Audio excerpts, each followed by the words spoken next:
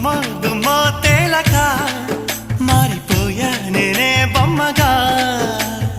ఏదో చిత్రం చేయగా చేరువయ్యా నేనే చిలిగా రెప్ప మూసిన తప్పుకోనని కంటి పాప ఇంటిలోన ఏరి కోరి చేరుకున్న దీపమా అల్ల నేరేడు కళ్ళతానా ప్రేమ వల్ల